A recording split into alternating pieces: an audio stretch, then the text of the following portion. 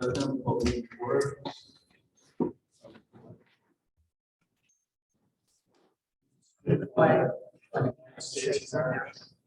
to the republic for which it stands, one nation, under God, indivisible, with liberty and justice for all.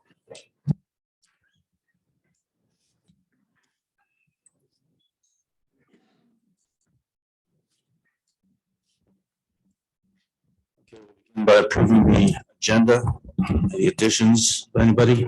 Yes, Mr. Chairman, I have an election. We need to reappoint for election warden. Okay, And I'll just do a quick update on the budget meeting. Tomorrow, 2/21. committee and board reports, Dan?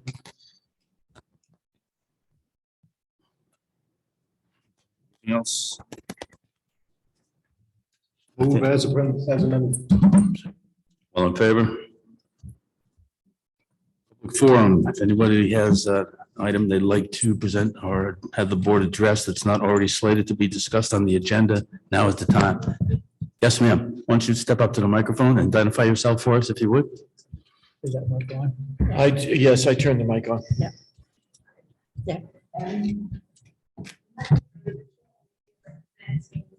The One-Time Owners Association, which is 0.3 of a mile road, recently developed for 10 houses.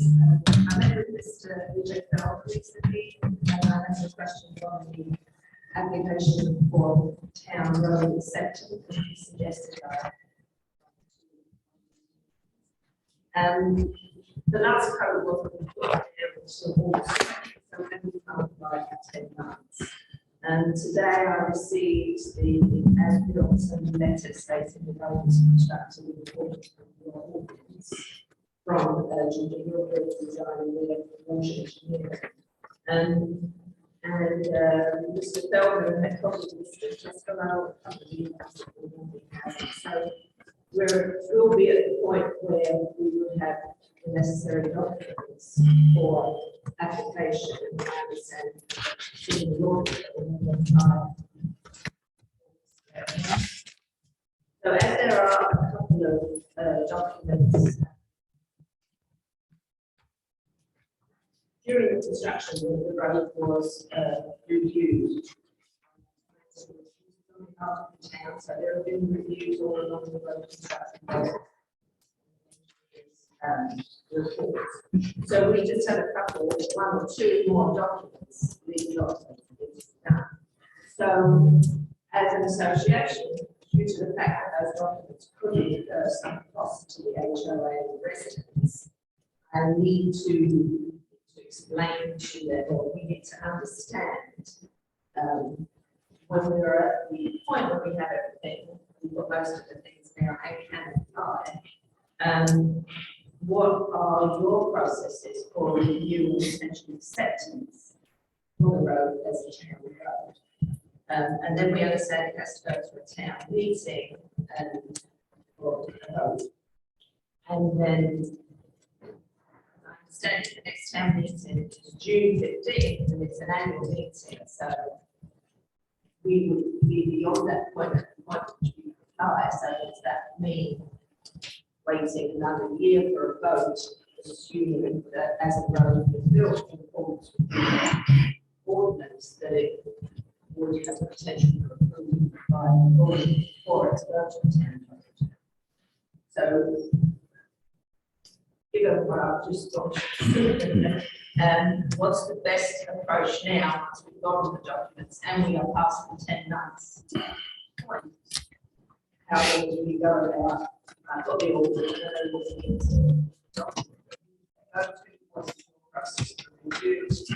and the town's potential for approval.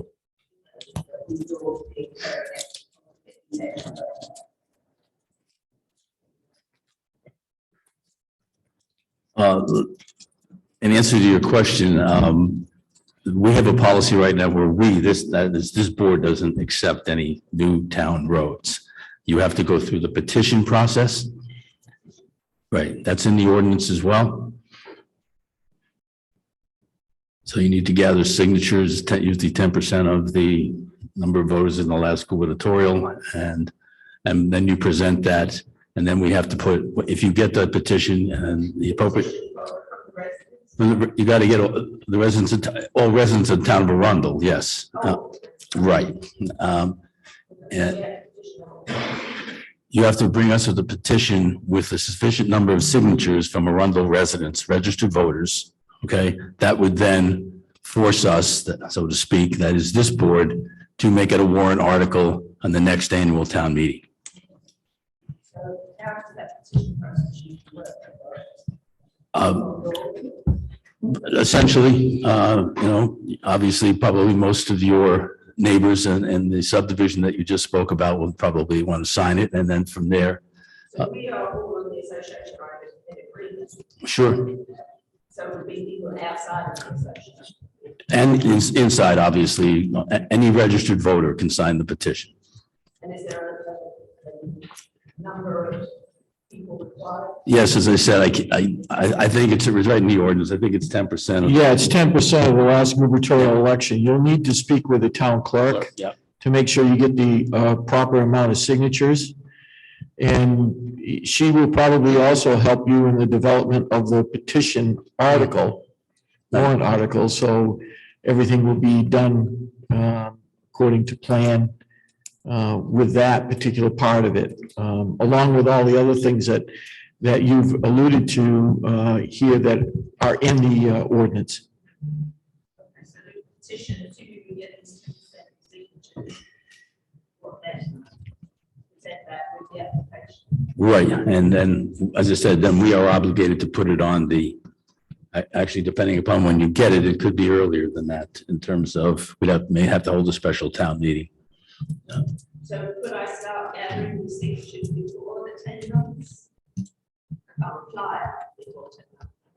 And I start to gather signatures. I don't think there's any prohibition against doing that. I think you can start gathering as soon as you want, and the road meets the road meets the standards. A couple of questions. Go ahead, Dan. Where is this located? Upon the way,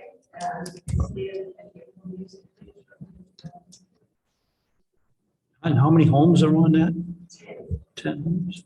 and it's just over 0.3 of the line. Is there any cul-de-sacs on that road? And I looked at another road that is similar to ours, Darrell Road, it's a bit shorter than ours, it has 6, it's a similar. Seems to be a town road. I mean, it won't be up to us to approve it. It'll go through a town meeting, and more than likely, I don't ever recall one getting turned down, but So I maybe misunderstood the order, and I thought it had to go to your approval before it goes. That's not the case, because we don't, we put things on, an article like that on the warrant to be voted on. That's our job. And right now, we have a policy where we don't do that just because somebody comes forward and asks us to do it. We put you through the petition process, unfortunately for you. Okay, okay.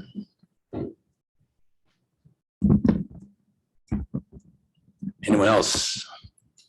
Any other issue? Okay. Committee board reports, Dan, do you have something? Oh, I'm sorry, approval of minutes, May 9th.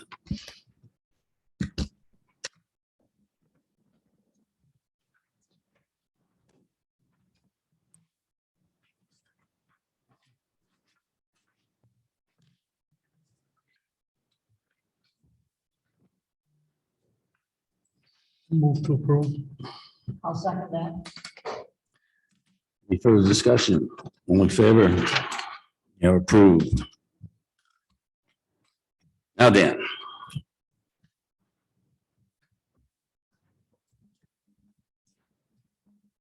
Okay, RSU 21 budget meeting last Monday.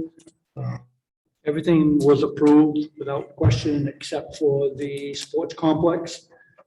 Excuse me. The only issue with the sports complex was there's a handful of questions and comments concerning the turf, artificial turf. There were some folks that brought up some information on the turf and how dangerous it is, and, blah, blah, blah. There was some other folks that stood up and talked a little bit about the pros to it, the cons to a grass field. And, but it voted, I don't remember the number, but it voted pretty significant in favor. So everything got approved, and that's that. The other thing that I would like to make note is there were only 13 Arundel residents that were at that meeting. And I think there was somewhere around 150 people or so in there. So it was a decent size, but there were only 13 folks from Arundel. Okay. Thanks for that. Moving on the manager report. First item is sewer discussions. Yeah, yes, Mr. Chairman, I provided to you some brief questions that our Wright Pierce, our engineers, had made to the Kennebunk Sewer District to try to gather some additional knowledge. I gave that to you for information purposes at this point. It should be in your packet. I meet with Wright Pierce tomorrow to discuss how the meeting went, what other issues that came up that maybe not necessarily were put onto this report that they provided to me, and just gather a little bit more information. It appears to me that perhaps our next goal will be the appraisal process to determine the cost associated to the town of Arundel to hook into the sewer, and what that appraisal report will have to consist of. So I'll get more details on that tomorrow. But I found with the meeting that they had, a little more encouraged, because now we have something in writing that shows us that at least they're considering perhaps the options that we have requested from them in the past. So I'll keep you all informed, let you know what goes on at the next meeting. And before we do any appraisals, obviously I'll be back here with you folks, because I'll have a cost associated with that, and we'll need to discuss that. And perhaps at that point, we'll bring Wright Pierce in to talk with you folks a little bit more about what's happening. What's getting appraised? From what I understand, what happens, Mr. Chairman, is they go in, they look at the physical infrastructure of the system that's in place. And then they decide how many gallons of water will be coming from Arundel, and what part of the system cannot sustain that. Whatever part of that system is, we would have to upgrade that system to accommodate whatever flow comes from Arundel. So not only would we have some capital expenditures to an upgrade of their system, then we'd have capital cost of the Route 1 infrastructure for us, plus a Route 1 pump station. So we'd have to cut that all together and see what the total cost is to us. But that's what they mean by an appraisal. So would that mean that when they do the appraisal, they would just assume that every resident, business, whatever on Route 1 would hook up to the system? There is an estimate of gallons per day that would be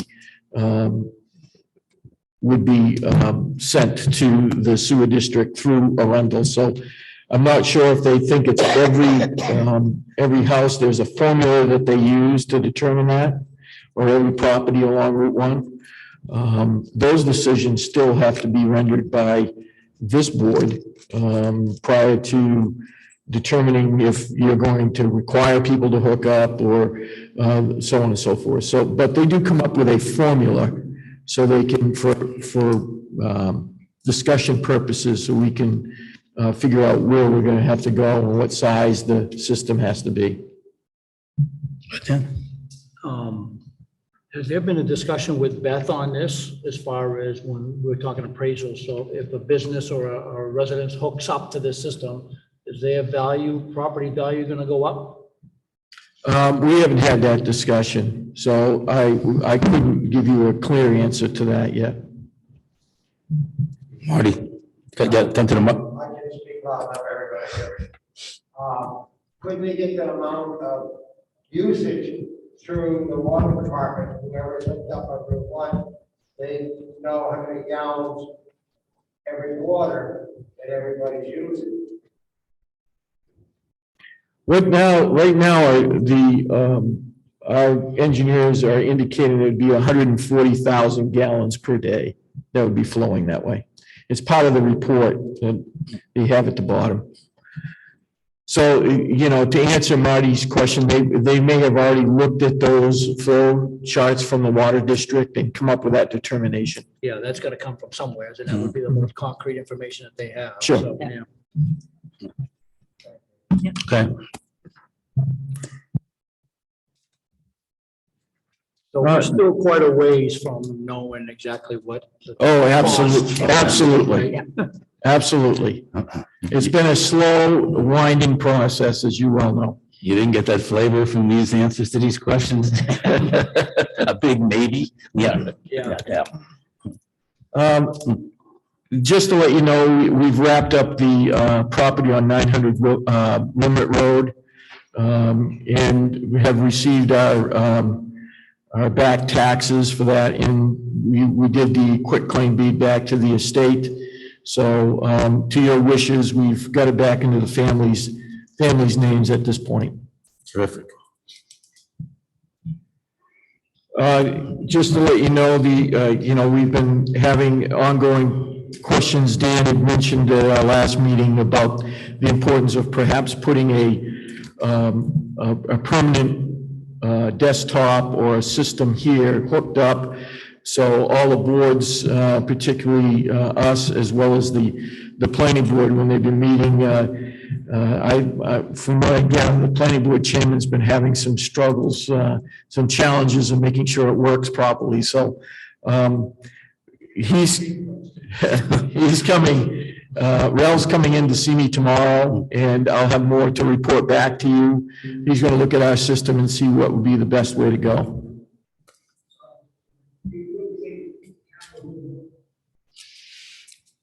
Okay.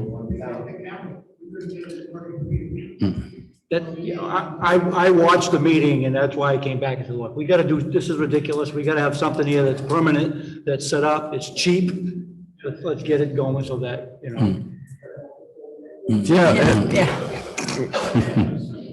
Mr., I plugged it in, it worked for me. Also, question is, if I may, Yes, go ahead. that sound only comes through one. No, the sound does not come through the televisions. No, right. Televisions have nothing to do with sound. It comes from the ceiling. So, You- that's the- speaking of what you had it on Zoom.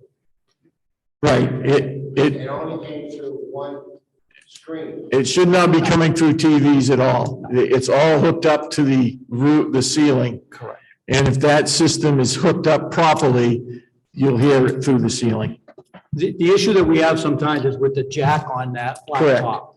So, and when the jack doesn't work, when something doesn't work right, you hear it through the laptop, and then you can't hear it. So the TVs have nothing to do with sound, nothing whatsoever. It's all through here, feeding right from the PC into the system. I'm just waiting. Sure. Yep. Sure. And finally, for me, under manager's report, I'm not quite sure what you want to do for your meeting on the 13th. Whether you want to hold it, because the 13th would be the Monday prior to the voting. And then our annual town meeting will be on Wednesday, the 15th here. So do you want to hold the meeting, or do you want to table the meeting? You'll be busy, those three, so. When our election. There's the 14th and the 15th. Right. So what's your pleasure? Do you want to continue to have it? It would probably be a brief meeting, but, and the room will be set up for voting. So we'll have a little bit of challenge there, but not much. Yeah, usually she has this pushed right back against the wall. Yeah. Unless we get something pressing, I don't see why we. Not that I know of at this point, and I'll reach out to the chairman when we get closer to it and we'll go from there. Okay. Yeah. Thanks. Tom, just a quick update, we're talking about the meeting room. I've been in conversation with Headlight, guy by the name of Dave Kelly, and I was supposed to reach out to him today and I haven't had a chance, but we're gonna try to set up a meeting, hopefully this week. He can come in, he wants to review our system, he wants to see what we got, and then he can offer whatever he has for Mike, so. Yep. Yeah. Yep.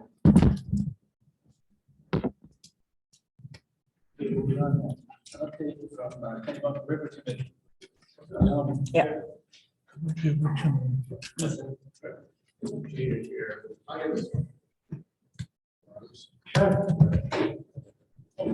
Oh, you got it. Okay.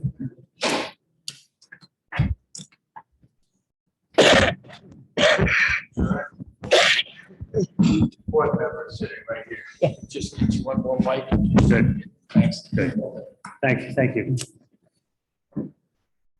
As you may remember, you authorized the advisory committee to be set up and help with the pollution issues on the Kennebunk River. And this is it, plus Jason. We have some handouts. We tried to get this hooked up through the screens. It's a PowerPoint presentation, but we had some difficulties. So I apologize for these handouts, but it's the best we could do.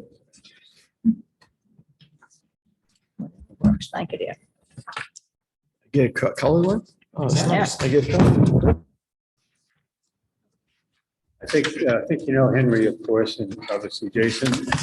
Brooke Tiedemann joined us. He has a legal background among other things and has played a role in this. So that's who we are. We thought it was useful to give you an update on what's happening, what's going on, and that's what this is. First slide is what's the problem? And without going into the details, basically the river is in trouble. It's in the bottom 5% of rivers in Maine in terms of classification for pollution, particularly E. coli, which is fecal matter that's been wastewater through impaired or defective septic systems, septic tanks, as well as agricultural runoff from farms where they don't have the proper storage facilities for the manure. The survey was done, they've done surveys for about 10 years. DEP comes in and tests at various places along the river and along the main tributaries. They've identified 88 sites as contributing pollution, and over half are considered high priority. So, I mean, this is serious and it's not going to get any better all by itself. Furthermore, the outfall is the primary source of biologic pollution for Gooch's Beach, Kennebunk. What's the problem in Arundel? The next slide. Arundel contains or abuts about 30% of the watershed area. Ourselves and Kennebunk are the biggest area. We also have two tributaries, Duck Brook and Goff Mill Brook. When I'll show you on a map later, I was amazed how far they go. They take about, they serve, it seems to me, about half the area of town. They need a 50% reduction in fecal bacteria in order to meet safe standards. And they've also uncovered that there seems to be a mainstream bacteria concentration on the main river between Durrell's Bridge and River Line down the river. Now these when they test, it's time dependent, what time of day it is, what's happening upstream, but they do it over time and they take averages. So it's not just a one-time shot where they take a sample and make a projection. So Takes from time. Durrell's Bridge downstream? Downstream, down to River Line, which is a development that, I don't know how far it's that, quarter mile It's not south, that far. It's, half mile south, yeah. And there's also been identified at least one livestock property in Arundel that requires development of a nutrient management plan, which is a fancy way of saying controlling the animal waste so it doesn't flush into or get taken into tributaries, particularly in this case, Duck Brook. Third side is just a map, and it sort of it illustrates what I just said. That this shows the testing sites on Duck Brook on the left-hand side. On the right is Goff Mill Brook. They've done that as well, but I believe they're starting a new phase of this year to look at Goff Mill Brook. And we don't have the data on there from last year yet either. That's- Still working on it. That's correct. I just wanted to mention that if you were to have this, oh, you do have it in color, right? Yeah, So the large red circles, are those the testing sites where Yeah. they found high those concentration? those are the testing sites where they find high concentration. Right. The next step, obviously, is, we'll talk about it in a minute, but it's to pinpoint what's happening. Where's it coming from? How bad is it? Yeah. Okay, So I'm sorry. I just- Yeah, that's go okay, ahead. please. So they found issues with Duck Brook, like basically almost right at the beginning of the brook. All the way up it. All the way Yeah, up, and some pretty high ones. If you look at, the data's not on there, but the data, you know, the parts per million of fecal coliform bacteria is pretty high all the way along. Yeah. So the question, Dan, you're right. I mean, where's it coming from? Probably lots of places, is the answer. I don't know that. So Brooke, why don't you take it over? What? Yeah, so we've been, we've thinking about it as a problem, we can, there's sort of three pathways. We can ignore it. One option. We can ignore it long enough till someone else decides they want to do something about it, meaning DEP or somebody else, and start taking legal action against people. Or we can try to, get it under control, working cooperatively with landowners in the other towns. We've met with some folks from Kennebunk Report, they're undertaking similar efforts. And, try to get kind of a cooperative, easy solution before it gets either worse or someone else steps in to, What we're really trying to do is not reinvent the wheel. Right. I mean, we're all trying to do the same thing, so we can learn from each other and help each other. Yeah. But, in this case, we feel it's best if this issue is brought to the town by Arundel, rather than coming from a conglomerate of three towns.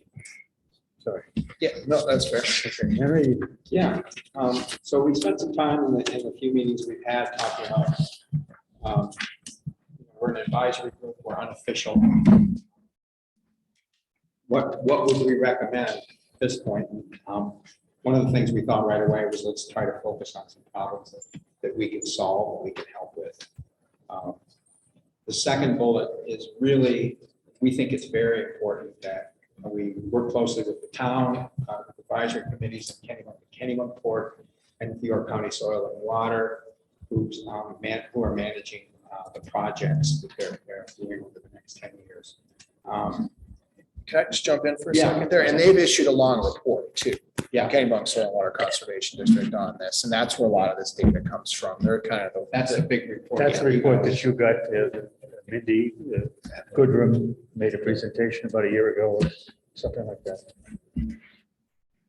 Yeah, and one of the things we'd like to be doing is an effective public awareness and education program, both within Arundel, but also working in conjunction with the other towns. I think it's going to be really important for all of us to learn more about it, become aware of what the problem is and where the problems are coming from, and then hopefully looking for some solutions around that. And I think we have to, you can't always force people to do things to clean up the river if you find out what's wrong, but certainly educate. Everybody cares about the river. Most people do care about fishing and hunting. So how can we build some public awareness around that? Another thing would be to assist York County Soil and Water in developing good relationships with town residents who are impacted by remediation. York County Soil and Water has grants that they're getting to help homeowners who are to pitch in and contribute to solving the problem that's found out to be where it is. And then assist the DEP and others in creating and running volunteer water testing programs without broken program.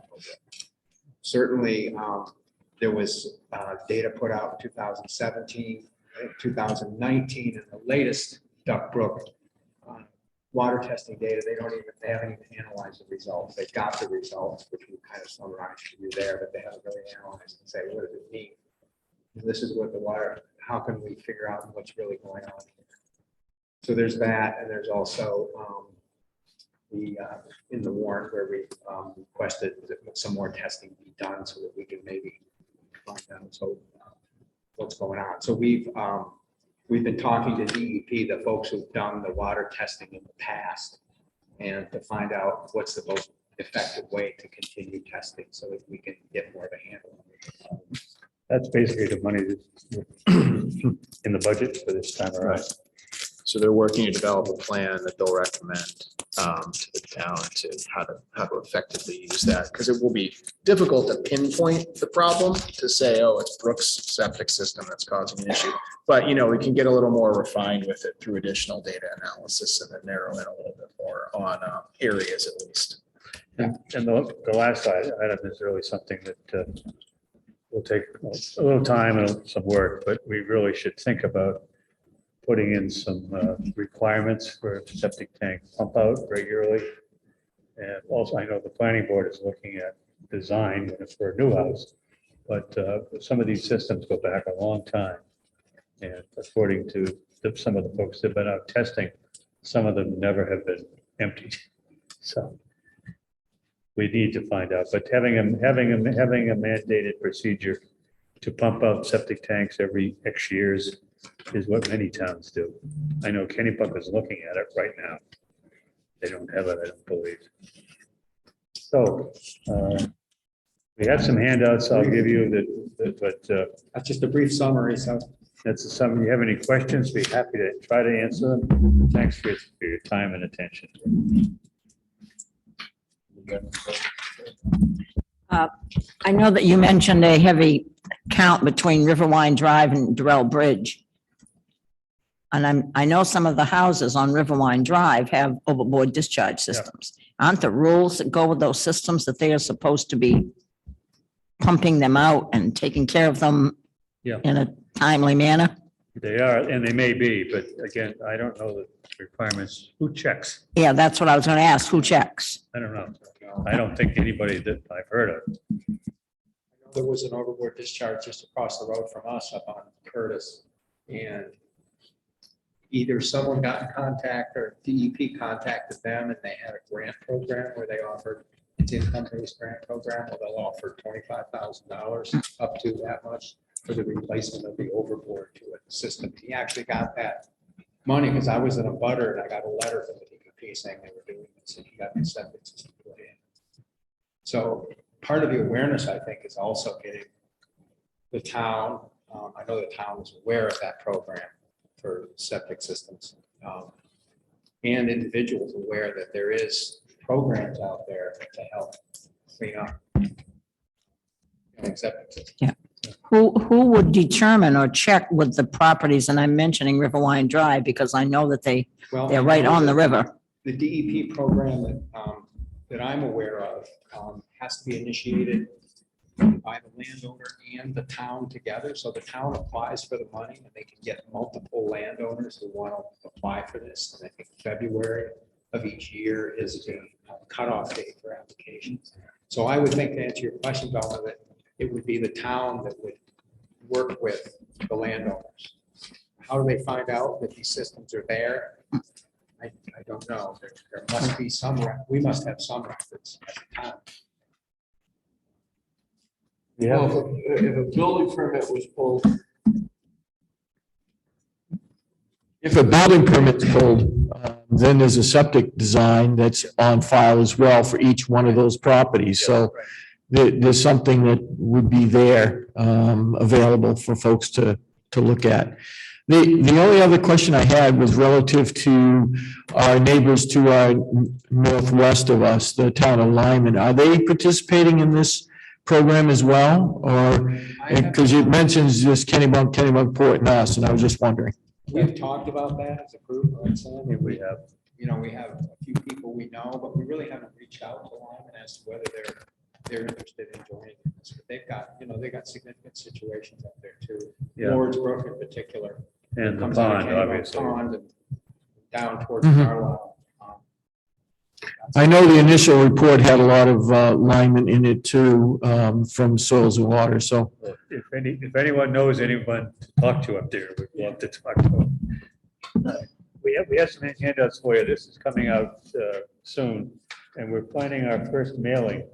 And there's a copy of the letter we plan to send out to everybody with this brochure, which was put together by the three towns, us and Kennebunk and the Port, together to build it. And the last one is just some of the public awareness ideas that we've thought of and we'll try to do, like a website. And get Arundel Conservation Trust involved in supporting this. The river is a natural resource, and that's one reason it exists. Hit the media, write letters, get the school kids involved. And there's a whole list of ideas that you'll get in this handout. Any feedback, suggestions, contacts, we'd love to have. That information that you have, that's something that we could put on our website too, right? Yes, yeah, for sure. It's certainly a good idea to put it on. I think the more we can get word out, get information. I think on the town's page, on the town website, there might be a page that's devoted to the river with ideas or what's happening, some pictures, maybe some videos, Zoom. Sex it up a little bit with something rather than just. Know how bad off the river is. Thank you, dear. Yeah, and Thank you, sir. Right. I live near Henry. I didn't know either until I talked to him. So, yeah. I was shocked to find us in the bottom 5%. That's right. That's such a beautiful river. It's used so heavily. And so I think our focus is on, information and getting that out to people and data collection coming in through the testing with DEP and then those kinds of things. And these are going to go to the abutters, right? Yeah. The mailing will go to the property abutters on the river and the tributaries. There were about 230 of them, roughly. That's the Who was plan. that? So this information is going out to those about The letter that you see, that you got a copy Flyer. of, plus the flyer. Introducing the issue and setting the stage for further contacts and hopefully getting some people interested. What we're hoping is we can get folks interested and joining kind of Helping us. because there's only three of us. Yeah, right. Public And awareness we and got four. education campaign is going to take some creativity and a lot of volunteer effort. Hey, those overboard systems, that must be old, right? We don't allow that today. That's not allowed anymore. No. I don't think they're allowed anymore, but if they're working properly, I think that they Yeah. continue to exist until something else happens, so. But I was if there's money available, perhaps through DEP, then that may be something that I can let Jim know. And when Jim is down there speaking to these folks, maybe he can provide some information to them. And they can initiate some contact. Yeah, So we would have to review all of those permits. Well, I'm not quite sure if that was done in the study. I don't know how extensive the study was. they didn't pull permits. I don't Okay, so yeah, we would probably have to, somebody would have to look at that data or look at those properties, the property record cards and see what's there. As far as the agricultural waste control, we're talking some expense here. The grant money from the Clean Waters Act and others will help pay for that. But there's going to be an issue because the landowner is expected to contribute to the cost of that. Some of the grant programs. Some of we've them. seen. So Yeah, there's grants there, through the Department of Ag, I believe, for nutrient management plans, containment exactly. facilities, those things, so. I think farmers That's or, what we want to help with, is to find creative ways Sure. that people don't get slammed. And thank you. Simon, appreciate your efforts. No. And Jason's.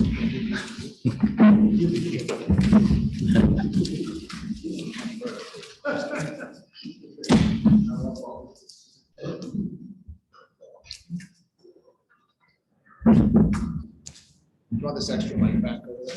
No, it's fine. You can leave it there. Thank you. Sure.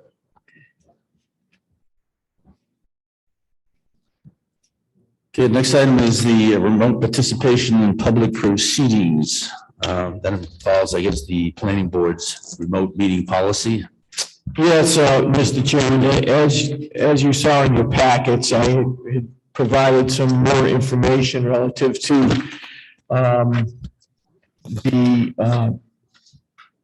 the way that in-person or the way the meetings and the policies can be enacted. And as I told Chairman Ganong, I had to eat a little crow with him because I was under the impression quite extensively that was left up to the board in setting those policies. But our attorney has indicated to us that each public body who meets has the authority to go ahead and establish these rules for remote participation as long as they follow the statutes that are outlined in I think it's 403B, I believe.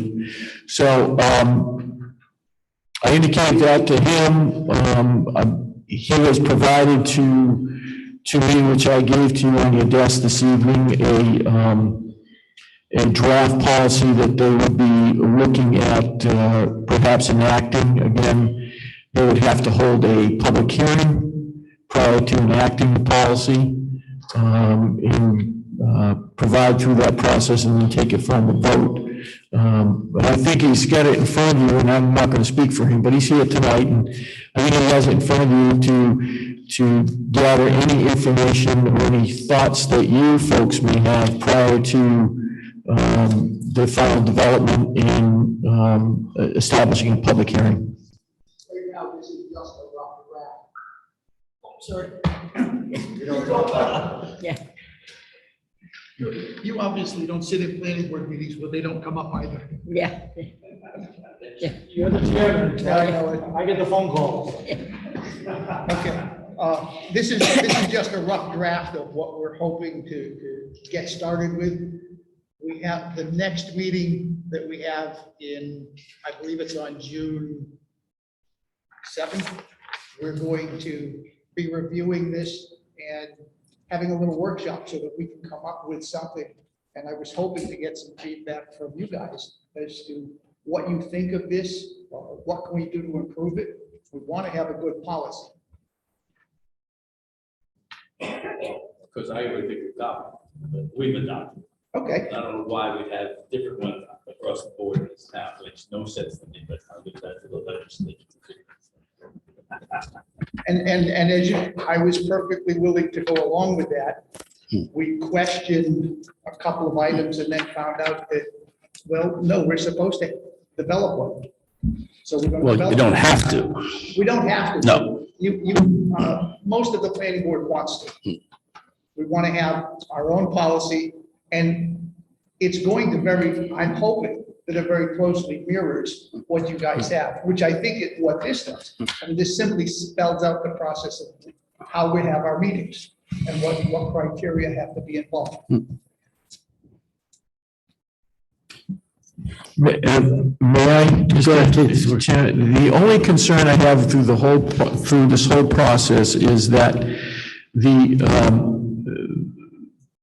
the policy should only be there in the event that there is an actual emergency or your members cannot make it to a meeting and it's been publicized and promoted. I do not want to see, and I don't know that I'm not going to speak for the board, they can speak for themselves, but that these should not be a caveat to continue to have Zoom meetings and to have groups and people on Zoom communicating with you. I believe they should be here in your meeting discussing those topics with you. Unless I'm not reading this correctly. I've been wrong before, so. I would agree with you on that. Okay. I think 403B makes it very clear. This is not to be used for personal preference.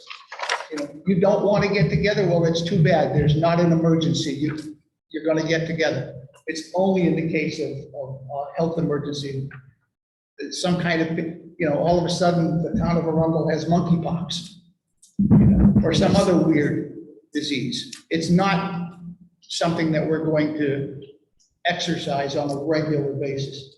The vast majority of our meetings are supposed to be held face to face.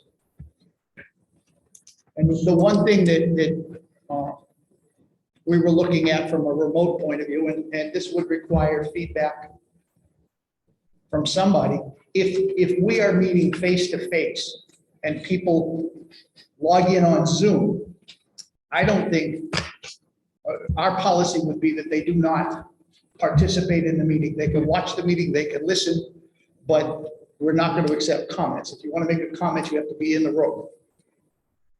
That's our policy. Yes, I knew I had seen it someplace, I just didn't know where. That's our. right.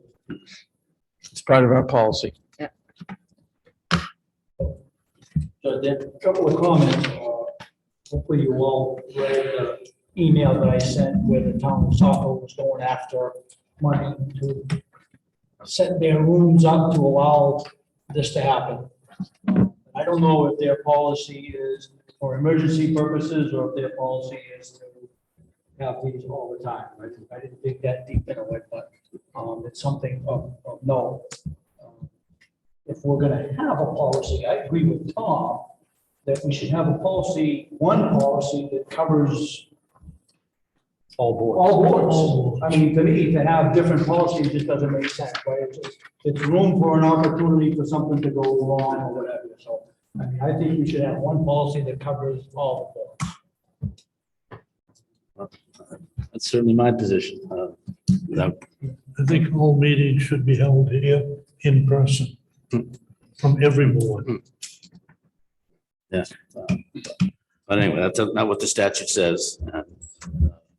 Maybe we'll, some of the legislature will look at this, you know, they didn't even define what body politic is. I mean, they didn't define what emergency is, but I mean. Yeah, I have, because we asked the authors of LD 1772 what constituted an emergency and what they were thinking, and they said it didn't matter what they thought, they just put words on paper, and it's up to the judicial system to decide what those words mean. I think, Just thing I'd ever seen. you know, I really think that they were trying to be proactive and provide some flexibility that didn't exist before. But you know, when you look at the statute, I think the requirements are pretty clear. Other than the phrase emergency, there's no definition of it. So you're sort of left up to come up with that interpretation on your own. But out of the what is it, 3 or 4 requirements that are listed under 2B, the first 2 are the ones that actually pertain to this group, so, or us in general. So just keep that in mind as you go through your remote. And if you need to have the copy that I'm sure you have it, but if the selectmen have approved, I mean, that would be a guide too. I just wanted you guys to know this is what we're looking at, and I think this pretty much mirrors what you said, just not in the same language. but I mean, you have to keep in mind, that thing was put in place when we had the governor declaring this, we were in a state of emergency. To have a hand, a temporary circumstance. I think it got a little out of hand as far as I'm concerned. Yeah. From what I understand, there's a lot of other boards that they just never got back together. I don't completely ignore the statute. I don't know about most of them, but I much prefer the face-to-face because I want to be able to see the interaction. And while TV is always fun, you really can't see that much. So is it your intent, your intent is to have face-to-face meetings? Yes. Right? Yeah. So with that said, there was a comment that was made tonight about couldn't get the presentations up on the screen. We need to make sure we get that fixed so that the planning board can do their job and do it right and be able to present on the screens for members of the public. You know, in years past, we didn't have it. We just had paper. But, you know, we got this technology here. We need to make sure that we can use it so that everybody can. Yeah, it may require another piece of hardware, but maybe Ralph will be able to help us with that. I think the only other thing, Rich, if we want to talk about it, maybe having a uniform declaration of what an emergency is, at least for this community. your board ought to have a different idea of what an emergency is that would allow you to have your vote. So maybe we can have that discussion, whether we rely on the state or some other objective standard, rather than just a preference, and I'll find an emergency that support that preference. I could always find an emergency. I stubbed my toe on the way out the door. Well, you know, the other thing too, is, you know, somebody on vacation, that me doesn't constitute an emergency, like a planning board member is going up north or something like that. I don't think that constitutes an emergency. But we do, Temporary absence. Yeah, we do make accommodation if you're not going to be able to get here face to face because you're going to be someplace else, you can zoom in. Right. So it's our intention for every meeting to have a Zoom link on there so that if the public wants to watch the meeting, they can watch the meeting. If there's a member that's not available, they'll be able to zoom in and participate. But as soon as that member can zoom in and participate, that allows the general public to participate also. No, I don't believe it does. Yes, it does.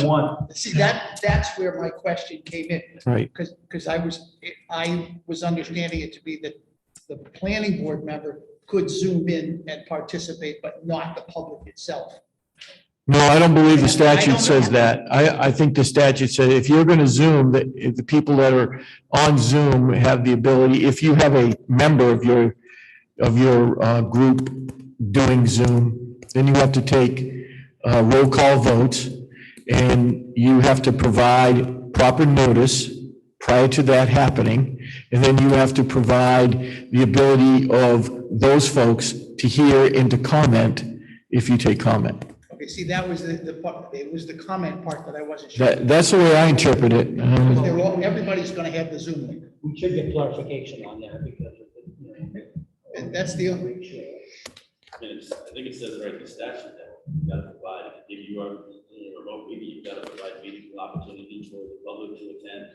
if we're doing a remote meeting, but the fact that one person. That's if we're That's not a remote gonna- meeting. That's a remote meeting. Is it? You're gonna allow them to participate, that's remote. Right. Oh, If they're just going to come on to listen and they're not going to participate or vote, then that may be a different subject matter altogether. Yeah, if they're not participating, then you wouldn't have to do it, but if they're participating, they got a lot of public.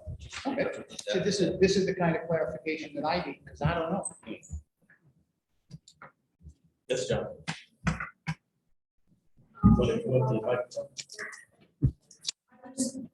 Have a question and just for my understanding. So is it the law that you can't have remote participants? I participated in 2 planning board meetings about different projects. And on both of those, I happened to be away and was able to participate. But I know there were at least 2 abutters that I know on 2 separate ones that were in different states that were able to participate in it. And there was also the project owner and another one who was in another state. And I found it very helpful that we could get all that interaction and all that question and work happening. But in those meetings, we did not meet face to face. They were just Zoom meetings. I understand. And the question I have is that if we're meeting face to face and a planning board member is not available and they connect on Zoom and they log in, we would allow them to discuss things, but we would not allow other members of the public. From what I understand from the selectmen, no, that's not going to work. You have to let everybody. Right, I understood that. I guess I'm trying to understand, why couldn't we have everybody participate? For me, it was a wonderful way to get a lot of participation. Statute doesn't It's allow a it. law. Right. I'm sorry, I didn't understand. Right, I think this is all new to us all, so I don't think that the planning board, by allowing all those Zoom, and again, they were during Zoom, did anything to violate anything in this case. We're just trying to find our way through this, and I think we're getting there. It's been a struggle. So we would have to have a legislative change that would have to happen to allow, all right, so I know there's different people to talk to. 'Cause Sure. I just found it extremely valuable. Face-to-face to me is best, but when you can't, rather than not having people. But thank you for your time. I appreciate your clarification. Nope, I have, nope. Paul?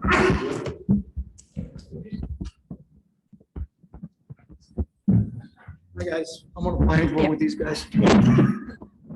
Mike, I think.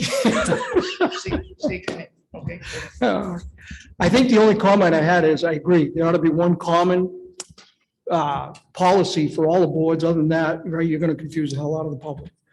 Maybe we should set up a team, you know, whoever you guys want to work on it, somebody from our group, so we can go put one together that makes sense, and then you just change the title on each one and we meet the statute.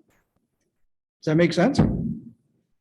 That way there, it isn't back and forth, and by the time we're done, we'll all be. Some communication between the two of us to come to some common understanding about the terms. Okay. Yeah, and then whatever gets put out, even if you gotta change the title to meet the statute, they're all the same right across the board, Good thought. you know? I'm pretty simple.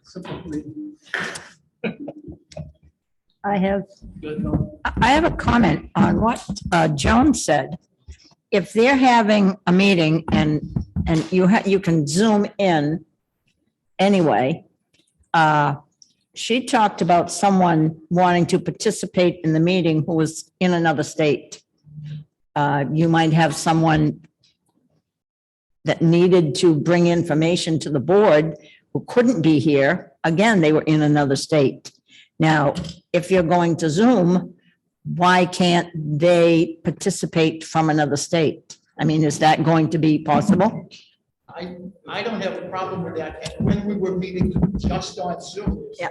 we let anybody who wanted to participate. If you showed up in the meeting, you were allowed to have input. Yeah. My whole problem was, I didn't think that the law allowed that if you were having face-to-face meetings. I thought if you're having face-to-face meetings, then anybody who shows up on Zoom other than a planning board member was not allowed to comment. So if this is an item that's on the agenda and it involves someone from another state and that person can't be here, they in effect would have to send somebody as their representative or send their attorney or somebody here. They could not just participate with you on Zoom. Is that? That was my understanding of what the Yeah. policy says. Okay. There may be good reasons to change the statute. Yeah. The statute is Yeah. what it is. Correct.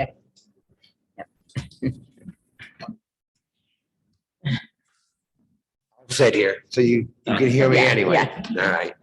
The fact is, on some of these Zooms, I myself have seen it more easier and positive, particularly when you're Zooming, you're sharing documents or blueprints, and everybody can see either here or out there at the same time.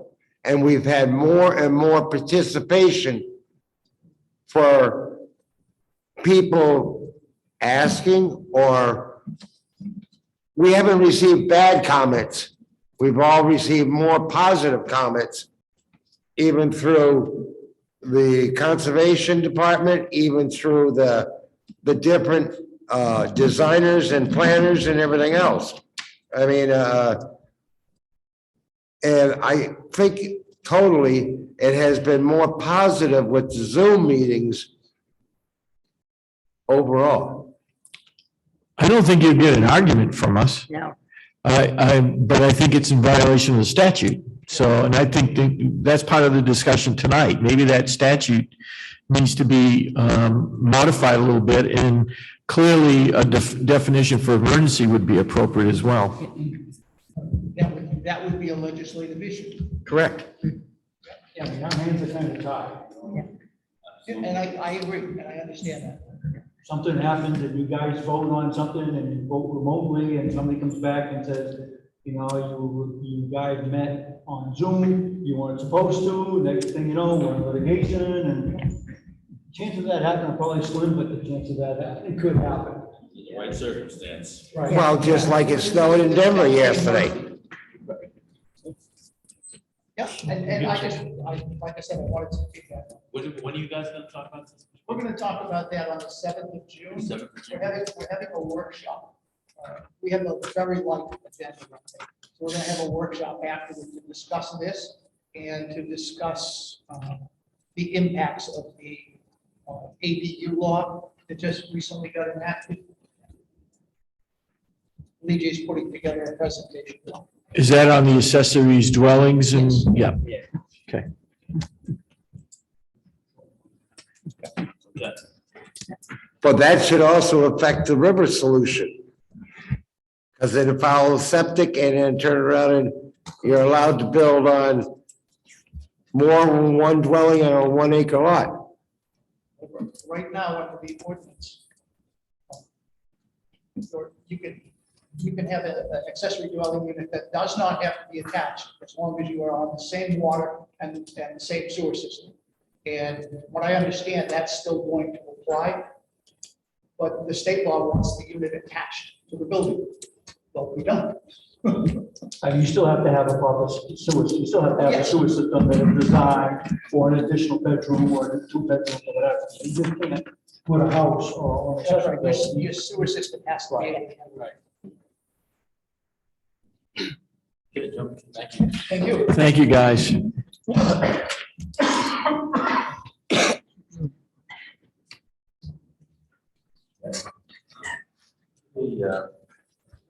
What we do, where you attended the road safety assessment field meeting. Yep. I did. How was that? So from Arundel was myself, Terry, and Chief were there.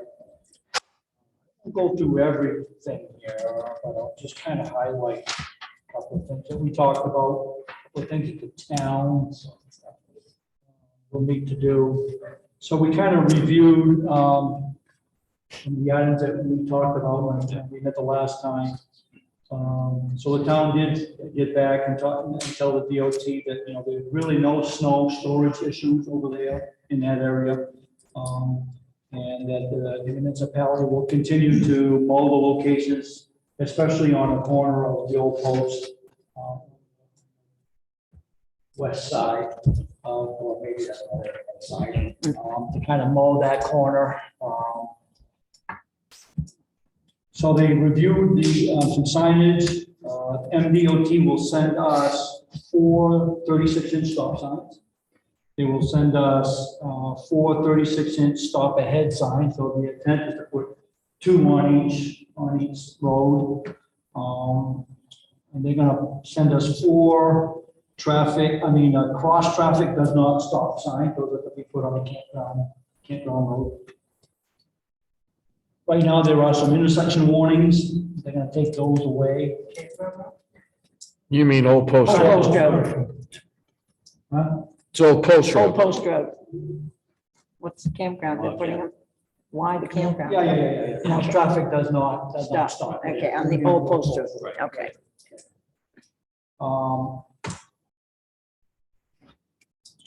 So they talked about adding some stop ahead pavement markings.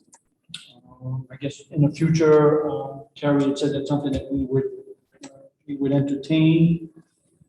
They've got stop bars that are kind of worn, so they want the stop bars repainted. Maine DOT will research, probably assisting us with that because we do our paintings in the fall. I'm not sure why we do that in the fall, but we do our paintings in the fall. And the intent, Terry's thought was if we were to do it in the spring, we would either have to skip a year or have to do it twice a year, and that would incorporate money from our budget. So maybe the Maine DOT thought maybe they could help us with that, so that we could do some spring markings, so that all the markings on the roads would be done for tourist season, and I'll get one out for winter. So they're gonna look into that. Apparently, at some point in time in 2017, they had sent us, according to DOT, they sent us a radar feedback speed limit sign. We've never received that, so they added us to the list.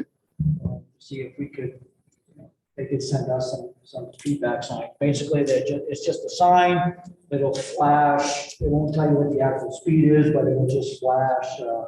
Some of them have smiley faces, some of them have frown faces, or just say too fast or whatever. You know, they have different things. But they're gonna send us that. There was also a discussion about some speed concerns, as we were there, there was a handful of folks that kind of flew right by there.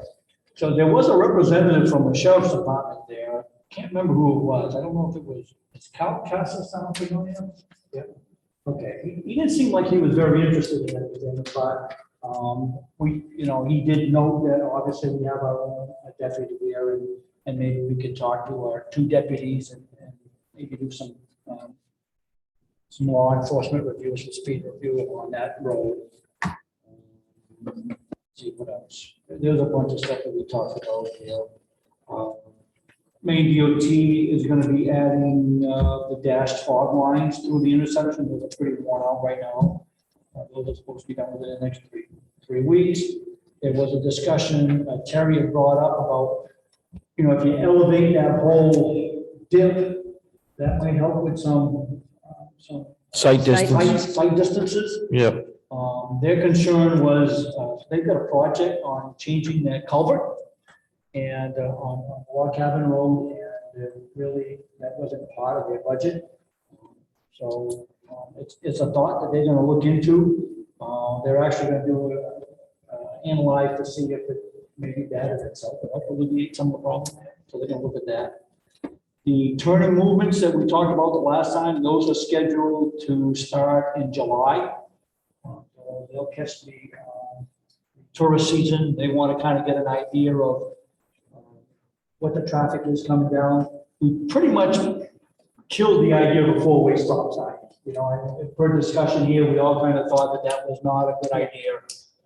So the traffic turning movement doesn't really, it gives them an understanding of what they want, but the real intent of that was to see if we went with a four-way stop, how much traffic would back up to Route 1, in the summer season, but they're still going to do that.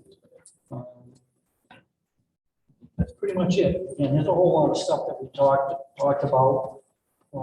I don't know if everybody, Tom, you probably got the email, right? I'll forward this to everybody else on the board. Okay, you can, or I can forward it. I have all that That's fine. material Yeah, too. you're on it, so if you want to forward that, then. Sure. At least they have the minutes of everything that went on. Sure. That's pretty much it. It was a pretty good meeting. I think that the reason that they do the striping in the fall is that because that's after we've done our paving. So after we do the paving, Roger has them come in and do all the striping, which could be the reason. Yeah, I know Terry had mentioned that we'd be better off to do it in the spring, obviously, on a road that's been paved. Yeah. But we said the problem is there's one contract or something like that. It's not Yeah. enough. Yeah. And you gotta get the schedule. That's Yeah. all. You got a problem. You gotta take what you can get out of them, because they're super busy. And I don't think it's a problem if we contacted, and the way Terry talked, didn't seem it, but, if we were to contact this contractor and say, we want to do it in the spring, but they're logistics, right? So either we do it twice a year, put it in our budget, or we skip it. Don't do it in the fall, and, so maybe some of the discussion with Terry. Sure. I met with both of them today. And obviously, some of the things you've already talked about, particularly the signage, when it comes in, we'll certainly get that up and moving. That we have to do on our end, we'll certainly get done as soon as we can, as soon as the material comes in, so.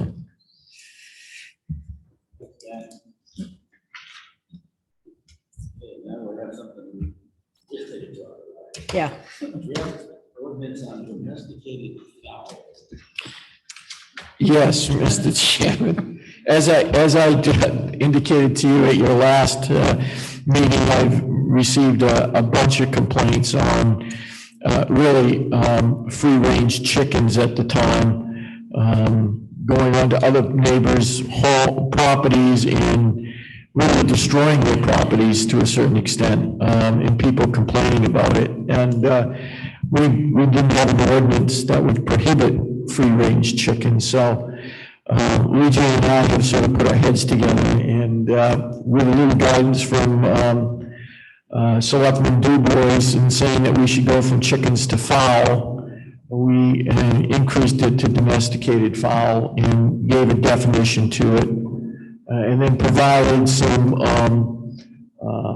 some standards that folks, if they wish to have these birds, that they have to follow, which would include capturing them on their own property, providing appropriate hen house type structures, having an ability to take care of manure containment and manure removal, as well as there was one other thing, the setbacks to the side and rear of the property and prohibiting any of these to be in the front of the property. So this was our first draft of it, and wanted to pass it by you folks if you had any other comments, suggestions before we keep kicking it down the road. Yeah, I do have a comment. Anything? Good, no? Yes, I know that we have places in town that sell eggs beside the road, and you know, you go by and you see the cooler out there with the sign that says Every other house. eggs for sale. It's right there by their house. Correct. And, yeah, and I mean, I think that I don't see any problem with that, except for the fact that this says that the only way they can do it is if their property is in an agricultural zone, in a zone which allows that. Well, it use. also says, as long as they're not selling them or breeding fowl for commercial purposes, you know, I think you could sit there and say if somebody's selling eggs on the side of the road, it's really not a big commercial venture anyway. So I don't think we would be the fowl police and going down there and getting on to those folks, so. And buying a dozen eggs. Right, while I'd they're- probably buy a dozen eggs too while I was there. Let me ask you, this applies to keeping 4 or more fowl per lot of development, a single family home. What if I've got a single family home on a 20-acre lot? Well, Nobody's gonna see those chickens. probably not. Probably not. But I think there was a standard in the state statute as to how many I've learned a lot about fowl in the last couple of months. And one of the things is that you cannot purchase free-range chickens unless you purchase 6 or more to begin with. So maybe that's why the 4 is in there. But yeah, I get your point. Do you think we should link it to some sort of acreage as well? You know, I think there ought to be something, I mean, if you're on a half-acre lot or an acre lot in a subdivision, maybe that's a problem, but I've got 20 acres, even in an R1 zone, there's a house on it. Gotcha. I don't think the nuisance issues would be there. Yep. One thing I have a concern about is having our clerk be the one who issues the vet. Does she then have to go out and investigate to be sure that they did what they're supposed to do?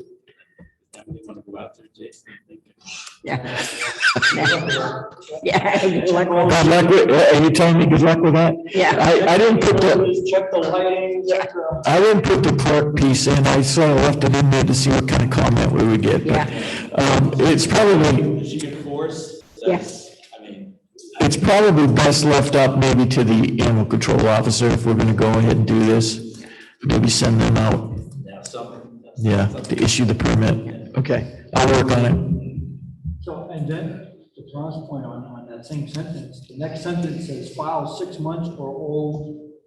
Let's see, or older must be female, so that means that I can't walk by a rooster if all of a sudden my rooster died, or. Have you had roosters sitting next to you? I'm telling you right now, you don't want a rooster in your flock. I have them, not a problem. Oh, I'm telling you. My rooster, my neighbor has a rooster and a half dozen hens, not a problem. Yeah, well, I have a couple in my neighborhood, and that's all you hear first thing in the morning, middle of the afternoon, and in the evening. Yeah, I very seldom hear this one, but the chickens come over and they eat all the bugs in my yard. Yeah. I got no problem. If we have a neighbor with chickens and they wander all over the neighborhood, nobody has complained, we have no problem. They walk down the road, people slam the brakes on. But there's no problems in that area. And No, because they eat all the ticks. I know when I let my guinea hens out, Yeah. sometimes they go to the subdivision next door. I haven't heard anything yet. but Yeah. I know they're in front of me. Yeah, in my neighborhood, that's the only problem. Guinea hens? Oh, yeah, it just says chickens, ducks, geese, pheasant, and turkey. They include, so I- Yeah, We should put guinea hens. guinea Okay. hens in there. I know the lady in front of me. Guinea hit me fowl, up I and guess they- said, hey, I want some eggs. I think they're guinea fowl, I think. Well, I appreciate your comments this evening. I'll put together another draft so you guys can look at that as well. 3 cubic feet of manure, that ain't even a half a wheelbarrow full. Yeah, That's at the end of the year. Yeah, 3 Yeah. cubic feet is 3 12-inch square. Yeah. That ain't even a half a wheelbarrow full. You gotta clean it. Oh, every yeah, day. right there, all stored manure. Yeah.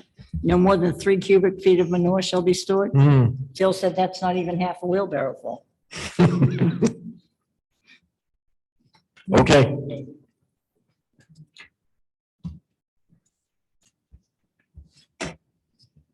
Is there such a thing as a hen house type structure?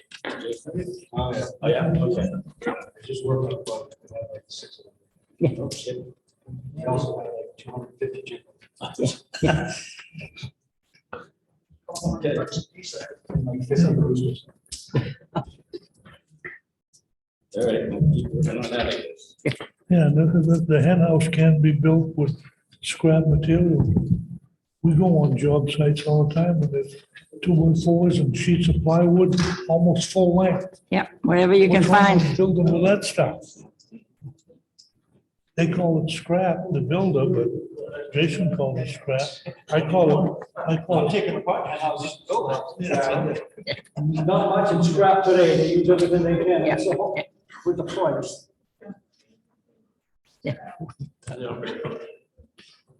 Oh, yeah, Yes, sir.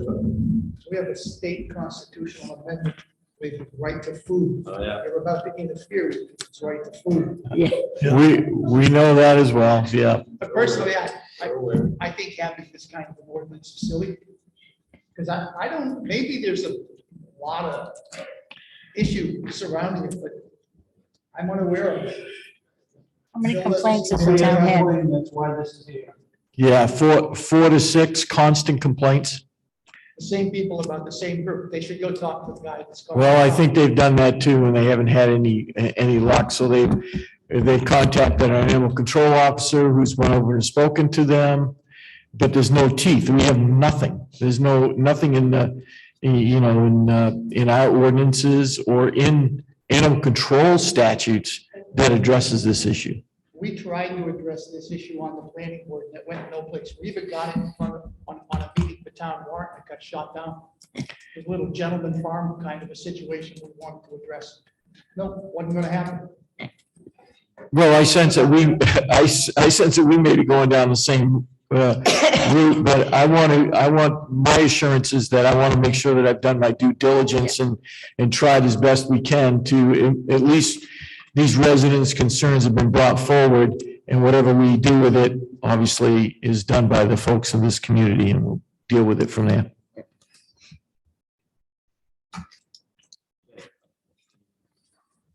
Ladies, want to submit something, we can look at that too. I mean, maybe they've got some ideas. The who? The complainant. Oh, yes, yep, Rather than us spending a whole lot of time on it. sure. They're not the lights. The next item we have here is on our website. I think Dan had some questions. John? Yeah. So, you might as well sit right up here, John. Yeah.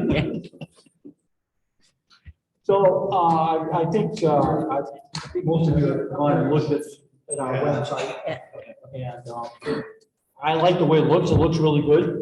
I have, some asked some questions, and they were actually pretty legitimate questions, and I just wanted to see what our options are. First of all, when I did a little bit of research, when I start looking at our neighbor's website, there's a lot of information there on business stuff. So if somebody wanted to do bring up a business or build something in Arundel that's business related, they could go right on the website and get some information. I know they can call our CEO, they can call our planner, they can get that, but, today everybody wants to do everything on the web, and I'm wondering if that's something that maybe we could add to our website, more business information, stuff like that. The other thing is, and John did a great job, but it's what we have for a software package, I think is limited at what we can put the pictures in there, low resolution pictures, and some of these pictures, when you look at them, they're not that great. Yeah, that, we're not limited to low resolution pictures, Dan. Okay. I used pictures that I had easy access to. I'm not a photographer and we didn't seem to have any facilities for, hiring a photographer to go take some nice pictures around town. There's no problem. If anybody's got better pictures, that's not a problem.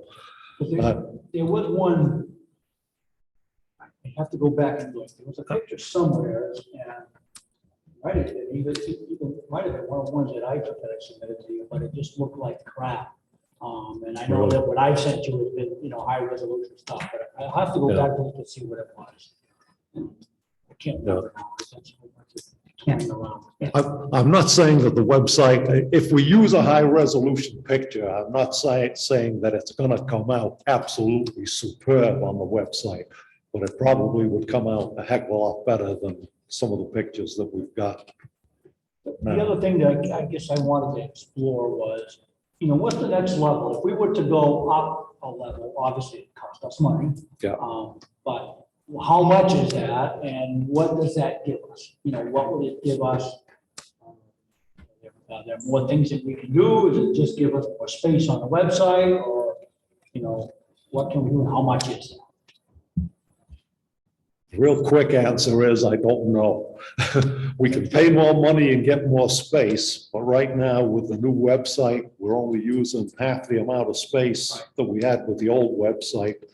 So at least at this stage of the game, I don't see that buying more space is going to do us any good.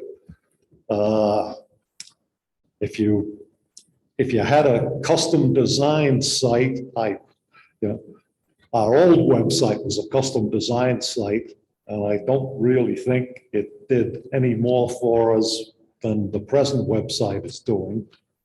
Other than the custom design website, you got a nice pretty picture on the home page of different scenes in Arundel. What we have with this website is a picture of autumn leaves. I don't think going with a custom site really does much for you. Yeah, if it's just space, to me, I don't want to spend money with this. Yeah. But if it gives us more functionality, maybe we ought to look to see what that functionality is and if we can take advantage of it. Hey, Dan, if we can just circle back to your business question, what were you thinking in terms of business development, business zoning information, businesses, what you're supposed to do if you come in and want to start a business? Yeah, if you go look at like Kennebunk's website, Kennebunk has a business tab, and when you click on the business tab, there's just a whole bunch of stuff that spits out. Okay. I can go into every single one of those, but I think what it does is it allows somebody to go in and look and say, hey, I want to do this in town, in this town. Boom, there's a whole bunch of stuff that we can get at. Okay. Obviously, it's easier said than done, but we want to be business friendly, right? We keep saying that. It's a lot easier said than done, but. Up until about 6 months ago, we had a whole economic development and business section. Part of that was a complete listing of all the businesses that I knew of in Arundel. We had them listed alphabetically. We had them listed by the type of business.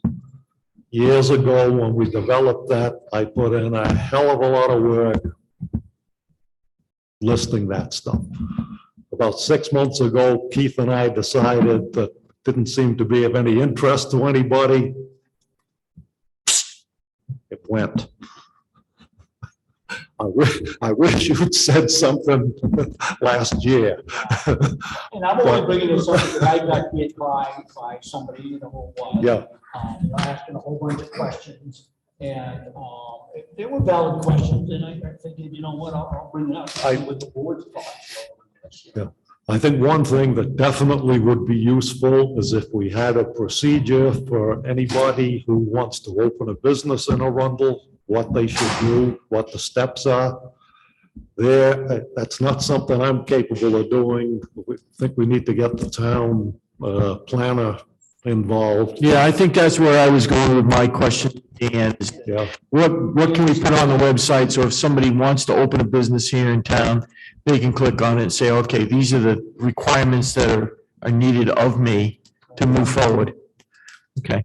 and you know, and steps, what do you have to file with the planning board? What's the order of submissions you've got to make?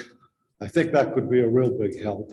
But like I say, that's beyond my capability. I'll be glad to put it on if somebody will write up a page, you know.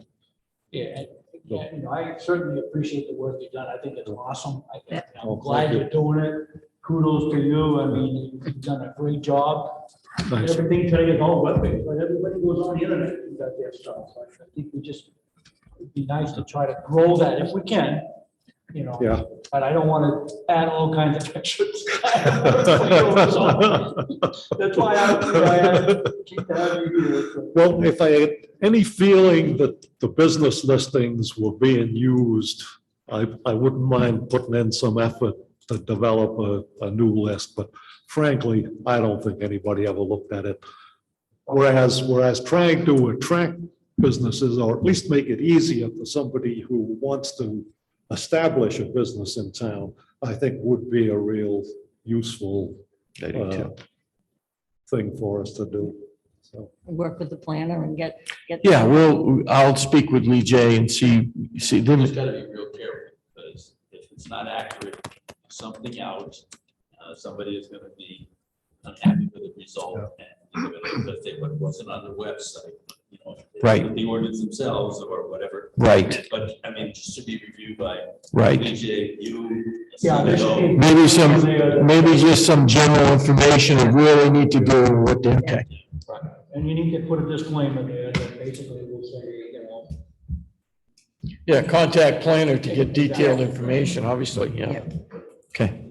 and if there's any other ideas you have for stuff that we could use the website for, you know, I'm retired, I've got time on my hands, I don't mind working something up. Imagination's not my long suit. But if you've got ideas, I can probably translate them into something, you know, for the site. So don't be bashful if you've got any suggestions. I certainly would like to know the level of tiers and then what we get for those, right? So if it's X amount of, yearly cost, what do we get for it? So there must be a couple of different levels. I'd be curious to see what, if we start, right now it's a free site, right? Right now it doesn't cost. Oh, no. Oh, no, we got money in it. Costs us about $1,000 a year. Right. So it's not free.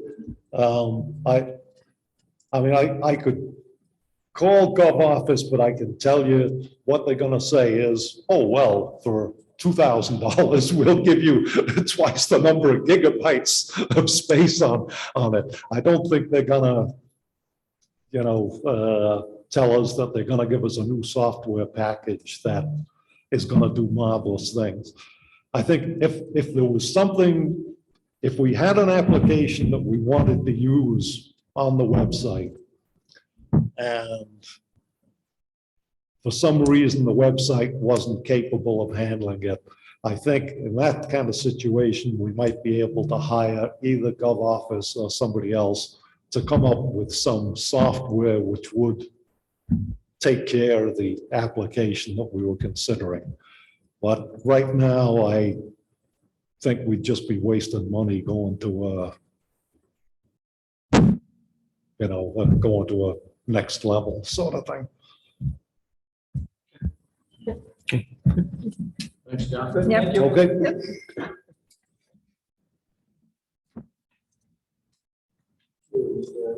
Approve it's just a fail. Yes. Well, wait a minute, Mr. I have that election warden. Yeah. Oh, okay, good. Take a motion to approve the accounts payable. Nobody have heat to. We've had a illness with the warden that you appointed at your last business meeting. So she's had to withdraw her name. And Simone Bizzarro has stepped up to be election warden, so I need a motion, second, and signatures on this, please. So move.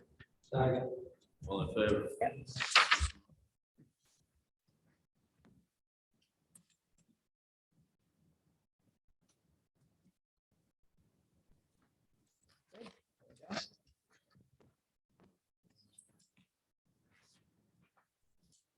Quickly, West, anybody has anything in the way of information that should get on the website,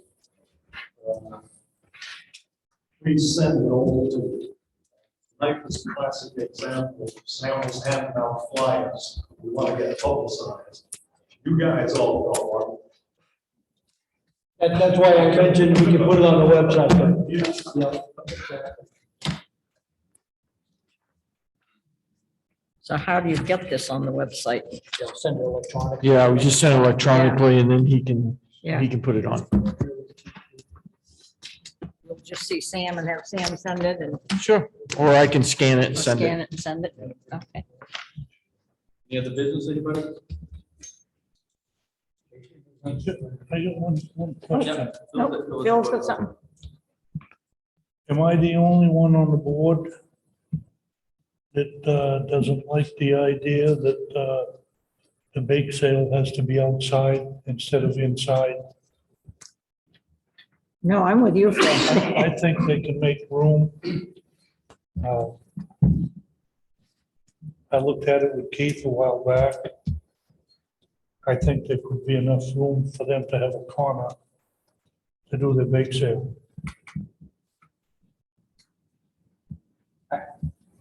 I don't have an issue with it. I think it's the election officials that are running it that need to complete that.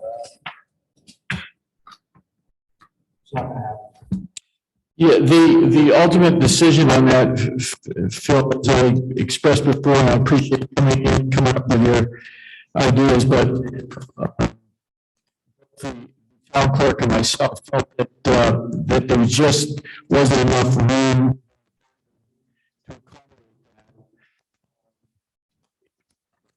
Our last building, as you know, we had 3,000 square feet. Here we have 2. So difference was pretty significant in our view, and that was why we came up with the decision that we did.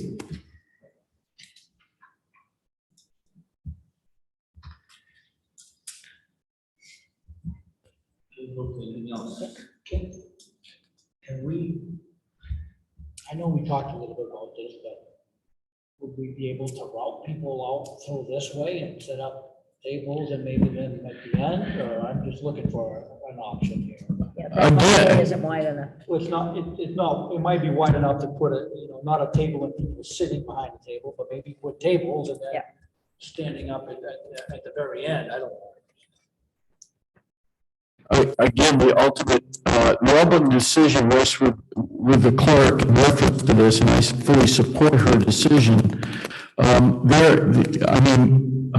understand the historical significance of the Historical Society being there during elections, but I can assure you, we can make this facility available to them at any time that they would wish to have a bake sale. We can assist them in publicizing that bake sale. We can provide this whole room for them at any time that they need to do any fundraising activities that they need to raise money for, because I think what they do are a benefit to our community. I know that Donna DeKinderen has spoken at length with Emily, understands the decision. And the Historical Society does have, because of the amount of space that we like to take up, does have our pop-up tents and whatever else we need to set up out there. I mean, I know I'd love to be in here. However, Donna and Emily have made the decision that we're going to be outside. Would a more significant tent help you, like one with sides? Is that the issue? You know, it was more last year. I think it was cold in November. But we had in June, I think we had, if we have something that needs to be on ice, we have to make sure we have coolers with ice. And I think we have a couple pop-up tents because, yeah, it was this, last year it was the sun. We didn't, yeah, we didn't have the pop-up, we didn't have pop-up tents. And it was hot but it was windy and the pop-up that we did have kept wanting to blow away. But if we had something probably a little more secure, it might help. I don't know about with sides because we'd need probably a good sized one with sides. Real nice, high quality tents, Yeah. that sit upside. Yeah. Windows inside. Yeah. Not a ton of money. And then you could probably find some more money in the investment fund account. Yeah, yeah. Buy a tent. Because it's not just it's not just the food sale. I mean, we have tables where we're gonna be selling our raffle calendars and we have the T-shirts and the hats and so.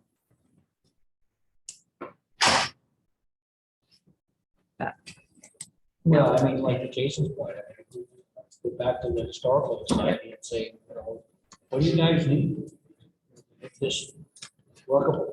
Yeah. If they have enough stuff there now, it's not. Jason, the best thing to do would be to get in touch with Donna DeKinderen, and you can send her, you can get her, she just has email. She's not on something like Facebook, but she does have email. That's how usually I get to her if I want to send her a message. Or call her. Sure. everybody has to- Yeah, has her contact. Yeah.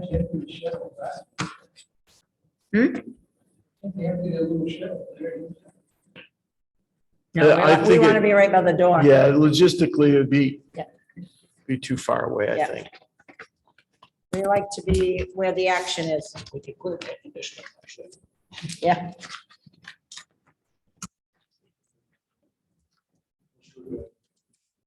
Okay.